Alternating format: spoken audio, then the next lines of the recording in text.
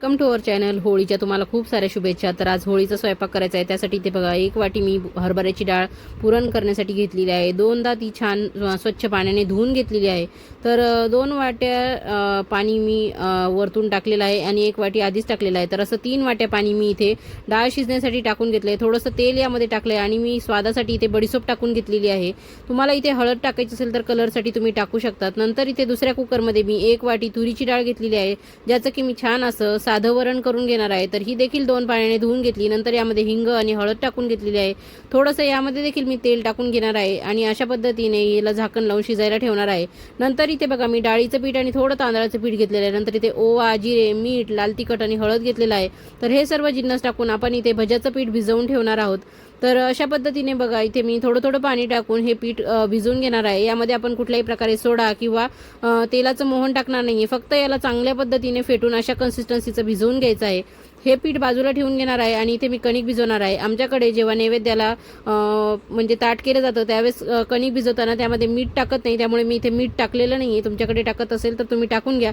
आणि इथे बघा अशा पद्धतीने घट्ट गोळा मी भिजवून घेतलेला आहे आणि नंतर याला मी पुरणाची पोळी करण्यासाठी पातळ कणिक भिजवून घेणार आहे. तोपर्यंत सर्व स्वयंपाक होईपर्यंत ही कणिक छान मुरते. तर इथे बघा मी पत्ताकोबी आणि टोमॅटो कट करून घेतला आहे, त्यावरती साखर आणि मीठ टाकून घेतलेलं आहे. त्यानंतर इथे मी दाण्याचं कूट टाकून घेणार आहे.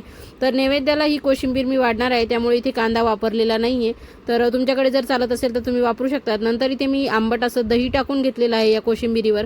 आणि नंतर बघा इथे मी तेल गरम करून घेतलं, त्यामध्ये जिरे मोहरीची फोडणी केलेली आहे. नंतर यामध्ये मी हिंग टाकून घेणार आहे. हिंग थोडासा घालून घ्यायचा आहे आणि हिंग छान तळल्या गेला की नंतर यामध्ये मी हिरव्या मिरच्या चिरून घेतलेल्या होत्या त्या इथे फोडणीमध्ये टाकून घेतल्या. त्या छान यामध्ये परतल्या गेल्या की ही फोडणी मी कोशिंबिरीवर घालून घेणार आहे.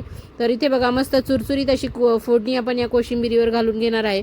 नंतर ही कोशिंबीर व्यवस्थित एकजीव करण्याआधी इथे मी कट केलेली कोथिंबीर घालून घेतलेली आहे. तर आता चमच्याने व्यवस्थित आपल्याला ह्याला एकजीव करून घ्यायचा आहे. तर व्यवस्थित अशी ही कोशिंबीर मिक्स करून घ्या आणि आपली कोशिंबीर तयार आहे. तोपर्यंत इथे बघा तुरीच्या डाळीचं कुकर थंड झालं होतं, त्याचं झाकण उघडून डाळ एकजीव करून घ्यायची आहे रवीच्या साह्याने.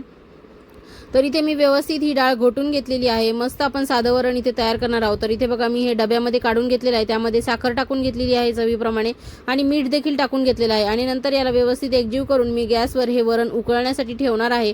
तर याला छान उकळी येऊ द्यायची आहे आपल्याला. मस्त उकळी येईपर्यंत इथे बघा पुरणाचं कुकर देखील गार झालेलं आहे. तर ही डाळ मी या चाळणीमध्ये काढून घेणार आहे. तर डाळ तुम्हाला मी इथे दाखवते की कशी शिजलेली आहे. एकदम छान गाळ अशी डाळ शिजून निघलेली आहे. तर हे बघा व्यवस्थित असं हाताने स्मॅश होतीये लगेच. तर व्यवस्थित आपलं पुरण इथे शिजलेलं आहे. तर तुम्हाला देखील माझ्या पद्धतीने असा स्वयंपाक करायचा असेल तर नक्की व्हिडिओ शेवटपर्यंत बघा, कुठे स्किप करू नका. आणि आवडल्यास चॅनलला सबस्क्राईब करा, व्हिडिओला एक लाईक नक्की करा आणि इतरांना शेअर देखील करा. तर इथे बघा वरण आपलं चांगलं उकळलेलं आहे आणि पुरण इथे मी या कुकरमधनं काढून घेऊन यामध्ये 1 वाटीचा मी भात लावून दिलेला आहे. तर डाळ मी चाळणीमध्ये निथळण्यासाठी ठेवलेली आहे. तोपर्यंत इकडे मी भाजीला फोडणी टाकून घेणार आहे. तर फोडणी इथे व्यवस्थित केल्यानंतर यामध्ये टोमॅटो चांगला परतवून घेणार आहे. टोमॅटो परतल्यानंतर यामध्ये मी हळद, लाल तिखट आणि इथे बिना कांदा लसण मसाला मी वापरलेला आहे. तर व्यवस्थित इथे तिखट मिठाचं प्रमाण आपण आपल्या घरच्या सोयीनुसार टाकून घ्यायचं आहे. तर हे व्यवस्थित परतून झाल्यानंतर इथे मी वालाच्या शेंगाची आज फळभाजी बनवणार आहे. तर वाला इथे मी धुवून स्वच्छ टाकून घेतलेले आहेत, त्या या मसाल्यामध्ये चांगल्या परतवून घेणार आहे. आणि इथे झाकण ठेवून याला मी 1-2 मिनिटाची वाफ काढून घेणार आहे. एक वाफ काढणं झाल्यानंतर यावर मी चवीप्रमाणे मीठ टाकून घेणार आहे आणि मीठ टाकल्यानंतर पुन्हा एकदा या भाजीला व्यवस्थित परतवून घेणार आहे. तर छान अशी ही वालाच्या शेंगाची भाजी इथे मी केलेली आहे. तुम्हाला आवडेल ती भाजी तुम्ही करू शकतात. तर इथे मी वाला थोड्या शिजण्यासाठी थोडंसं पाणी टाकून घेतलेलं आहे आणि नंतर यावर झाकण ठेवून मीडियम फ्लेमवर ह्या वालाच्या शेंगा मी शिजवून घेणार आहे. झाकण काढून बघायचं आहे. तर आपल्या वालांचा रंग बदललेला आहे, म्हणजेच आपल्या वाला छान अशा शिजलेल्या आहेत. तर याला पुन्हा एकदा परतवून घेणार आहे. नंतर यावरती मी थोडंसं दाण्याचं कूट टाकून घेणार आहे. तर इथे मी दाण्याचं कूट थोडंसं जाडसर असं मिक्सरला बारीक करून घेतलेलं आहे. तर दाण्याचं कूट टाकल्यानंतर इथे मी थोडासा गुळाचा खडा टाकणार आहे, जेणेकरून वालाच्या शेंगाला एकदम छान अशी चव येते. तर हे व्यवस्थित सगळं एकजीव करून घेणार आहे. 2 मिनिटासाठी याला एकत्रित करून घेतल्यानंतर थोडंसं गॅसवरती शिजवून घेणार आहे आणि नंतर ही भाजी मी काढून घेणार आहे. आणि नंतर यावरती मी कोथिंबीरसुद्धा पेरून घेतलेली आहे. तर आपली ही भाजी आता इथे रेडी झालेली आहे. कोथिंबीर टाकल्यावर व्यवस्थित तिला परतून घ्यायची. रंग तुम्ही बघू शकता, भाजी किती सुंदर झालेली आहे. बिना कांदा लसण सुद्धा ही भाजी खूप टेस्टी लागते. दुसरी भाजी इथे मी करून घेणार आहे ती म्हणजे मेथीची. इथे देखील फोडणी केलेली आहे, नंतर हिंग टाकून घेतलेला आहे आणि मेथी स्वच्छ धुवून चिरून घेतलेली होती ती या तेलामध्ये परतवून घेणार आहे. चांगली मेथी परतून झाल्यानंतर यामध्ये मी हळद टाकून घेतलेली आहे, लाल तिखट टाकून घेतलेलं आहे. त्यानंतर इथे मी थोडंसं चवीप्रमाणे मीठ टाकून घेणार आहे आणि इथे देखील दाण्याचं कूट टाकणार आहे. तुम्ही इथे डाळीचं पीठ टाकून भरडा भाजी देखील करू शकतात किंवा इथे तुम्ही हाटीव भाजीसुद्धा मेथीची किंवा पालकाची तुम्हाला पाहिजे ती करून घेऊ शकतात. तर इथे बघा डाळ आपली छान थंड झालेली आहे आणि इथे पाणी देखील चांगलं निथळून निघलेलं आहे. तर या पाण्यापासून आपण मस्त पुरणाची आंबट गोड अशी आमटी करणार आहोत. तर इथे आपण आता पुरणाला चटका देऊन घेणार आहे. तर कढईमध्ये मी हे डाळ शिजवलेली टाकून घेतलेली आहे. तर 1 वाटी एवढं आपण डाळ घेतली तर 1 वाटी एवढीच मी साखर टाकलेली आहे. तुम्ही साखरेऐवजी गूळसुद्धा वापरू शकतात किंवा अर्धी साखर अर्धा गूळ असं सुद्धा वापरू शकतात. तर साखर या डाळीमध्ये व्यवस्थित मिक्स करून घेणार आहे. आपली ही डाळ आणि साखर मिक्स करताना इथे आपण 1 चमचा साजूक तूप देखील टाकून घेणार आहे आणि व्यवस्थित याला चांगलं परत एकदा मिक्स करून घेणार आहे. तर सुरुवातीला ही जी साखर टाकली ही विरघळणार आहे आणि तिचा पाक तयार होणार आहे. नंतर हा पाक चांगला घट्ट होईपर्यंत आपल्याला याला चटका देऊन घ्यायचा आहे. तोपर्यंत इथे आपण खोबऱ्याची चटणी करणार आहोत. तर खोबऱ्याच्या चटणीमध्ये इथे मी खोबरं टाकून घेतलेलं आहे मिक्सरमध्ये, लाल तिखट टाकून घेतलेलं आहे. नंतर इथे मी मीठ टाकून घेणार आहे जेवढं आपल्याला गरजेचं आहे तेवढं आणि नंतर इथे जिरे देखील 1 चमचाभर टाकून घेणार आहे. तर इथे मी नैवेद्यासाठी ही चटणी करत आहे त्यामुळे यामध्ये लसण घातलेलं नाही आहे. अजून 1 चमचा तिखट मी इथे ॲड करून घेतलेला आहे आणि मस्त अशी छान लालबुंद रंग बघा तुम्ही किती सुंदर आलेला आहे. अशी चटणी करून घेतली आहे. तोपर्यंत आपलं पुरण इथे छान घट्ट झालेलं आहे. बाजूने बघा कढई कोरडी पडतीये म्हणजे आपलं पुरण छान इथे चटका बसलेला आहे आपल्या पुरणाला आणि इथे तुम्हाला मी दाखवते की चमच्याने बघा लगेच पडत नाही आहे म्हणजे मस्त आपलं हे एकजीव झालेलं आहे आणि छान आपलं हे पुरणाला चटका बसलेला आहे. तर इथे मी ऑलरेडीच बडीशोप टाकली होती पण थोडीशी इथे मी जायफळ किसून टाकतीये आणि हे जायफळ एकजीव करून घेणार आहे. तर गरम गरमच हे पुरणाच्या चाळीतून पुरण आहे ना मी चांगलं गाळून घेणार आहे. तर इथे बघा ह्या चाळणीमध्ये मी पुरण टाकून घेणार आहे आणि आपलं जे पावभाजीचं स्मॅशर असतं ना त्याने व्यवस्थित याला चांगलं असं घोटून खाली मस्त मऊ असं पुरण पडतं. मी तुम्हाला दाखवते बघा. तर इथे तुम्ही बघू शकतात की आपलं पुरण वरतून असं केल्यानंतर खाली छान असं मस्त मऊ असं पुरण आपल्याला गाळून निघतंय. तर अशा पद्धतीने मी हे पुरण करून घेतलेलं आहे.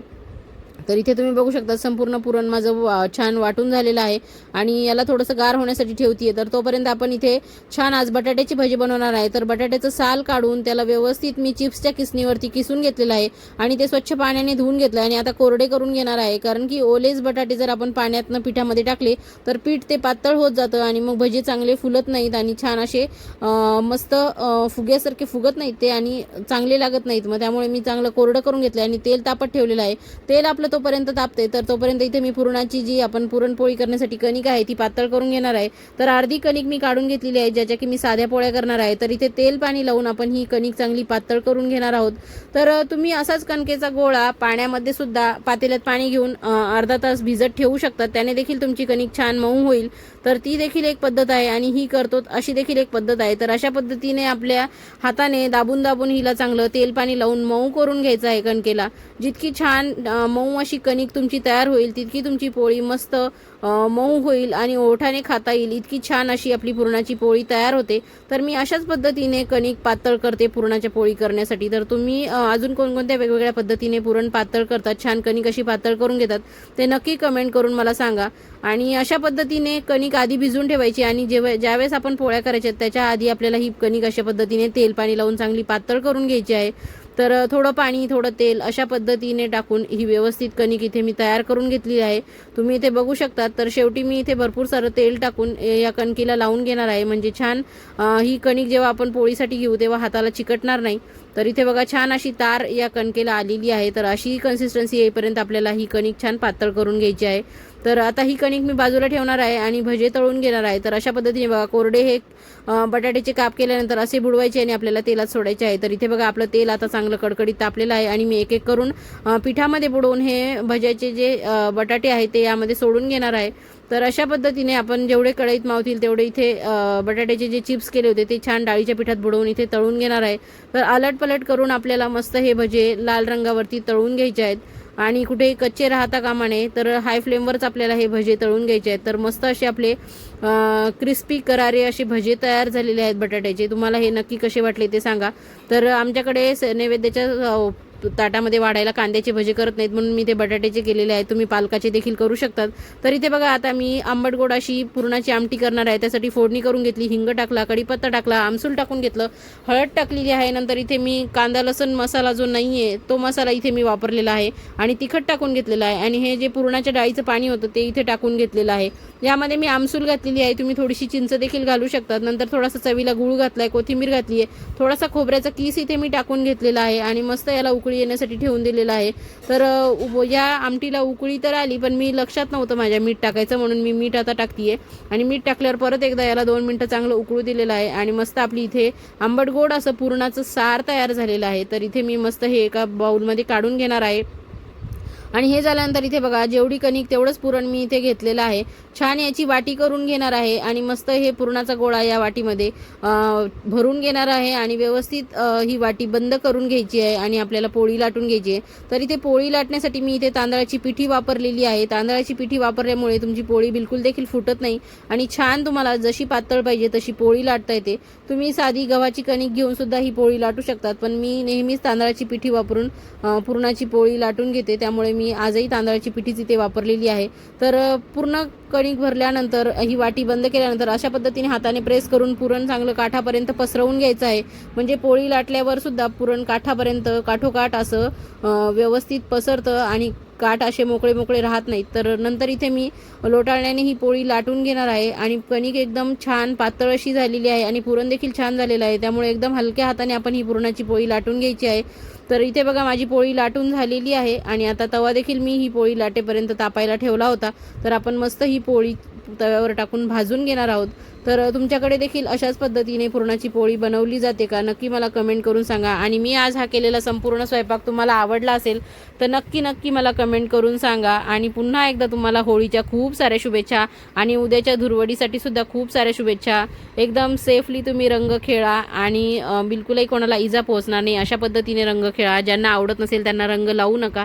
तर मस्त इथे बघा टम्मा अशी आपली पुरणाची पोळी फुगलेली आहे. तर मी इथे मस्त साजूक तूप लावूनच ही पोळी भाजत आहे. तुम्ही तेल, साजूक तूप तुम्हाला जे तुमच्या घरी आवडत असेल ते लावून तुम्ही ही पोळी भाजून घ्या. तर एका साईडने मी तूप लावून घेतलेलं आहे आणि पोळी पलटून घेतलेली आहे आणि दुसऱ्या साईडने सुद्धा मी तूप टाकून अशी छान पोळी भाजून घेणार आहे. आमच्याकडे एकदम मऊसूत नाही, पण छान अशी कुरकुरीत आणि थोडीशी क्रिस्पी अशी पुरणाची पोळी आज मी इथे मुलांसाठी तयार करून घेतलेली आहे. मुलांना अशी थोडी कुरकुरीत पुरणाची पोळी आवडते आणि जास्त पुरणाच्या पोळ्या आमच्याकडे खात नाही, त्यामुळे बघताय ना तुम्ही मी किती कमी प्रमाणात पुरण शिजवलं होतं. तर छान अशी खरपूस पुरणपोळी मी इथे भाजून घेतलेली आहे. बघू शकता तुम्ही छान फुगलेली देखील आहे. तर अशा पद्धतीने मस्त इथे पुरणाची पोळी देखील आपली तयार झालेली आहे. तर अलट पलट करून मस्त इथे मी भाजून घेतलेली आहे तूप लावून. तर याला आता चांगली मी घडी मारून घेणार आहे आणि ही पोळी काढून घेणार आहे. तुम्ही बघू शकतात की किती छान असा रंग आलेला आहे पुरणाच्या पोळीला आणि खरपूस अशी पुरणाची पोळी तव्यावरची ताटात घेतल्यावर कोणाला नाही आवडणार, नक्की मला सांगा. तर आता पूर्ण स्वयंपाक आपला रेडी झालेला आहे. आपण नैवेद्याचं ताट वाढून घेणार आहे. तर इथे मी लिंबू वाढून घेतलेला आहे, खोबऱ्याची चटणी वाढली आहे, कोशिंबीर वाढली आहे, मेथीची इथे भाजी वाढून घेतलेली आहे. त्यानंतर इथे मी वालाच्या शेंगाची भाजी देखील वाढून घेतलेली आहे. नंतर इथे मी आपले जे बटाट्याची भाजी आहेत ते वाढून घेतले आहेत. नंतर इथे मी कुरडई तळून घेतली होती आणि उडदाचा पापड तळला होता तो देखील वाढलेला आहे. नंतर आपण इथे बघा आमच्याकडे असे पुरणाचे दिवे केले जातात. तर इथे मी 5 पुरणाचे दिवे केलेत. नंतर इथे भाताची मूद ताटामध्ये वाढून घेतली, त्यावर साजूक तूप वाढून घेतलेलं आहे. नंतर इथे जे आपण साधं वरण केलं होतं ते इथे वाढून घेतलेलं आहे. नंतर इथे मस्त आपण कुरकुरीत खरपूस अशी भाजलेली पुरणाची पोळी वाढून घेतली आहे आणि पुरणाच्या पोळीवर आमच्याकडे थोडंसं पुरण असं ठेवावंच लागतं. आणि नंतर इथे साजूक तूप देखील ताटामध्ये वाढून घेतलं आहे. पुरणाच्या दिव्यावर सुद्धा तूप वाढलेलं आहे आणि ही जी आंबट गोड असं सार आहे ते वाढायचं मी विसरले होते, ते इथे ठेवून घेतलेलं आहे. तर इथे तुम्ही ताटात बघू शकतात की जेवढा स्वयंपाक केला आहे तेवढा सगळा वाढला आहे ना, काही विसरलं नाही आहे ना. आणि हे ताट वाढलेलं बघून तुम्हाला आवडलं आहे का हे नक्की मला कमेंट करून सांगा. आमच्याकडे पुरणाचा स्वयंपाक असल्यावर 2 भाज्या 2 चटण्या कराव्याच लागतात आणि पुरणाचे दिवे देखील करावे लागतात. तर अशा पद्धतीने बघा मी देवासमोर छान नैवेद्य दाखवून घेतलेला आहे देवाला. तर नक्की मला कमेंट करून सांगा की तुम्हाला मी हा केलेला संपूर्ण स्वयंपाक आवडला आहे का, आणि आवडला असल्यास तुम्हाला जर करायचं असेल तर नक्की असा करून बघा आणि अशाच नवनवीन रेसिपी बघत राहा. पुन्हा एकदा होळीच्या खूप साऱ्या शुभेच्छा. थँक्यू, धन्यवाद.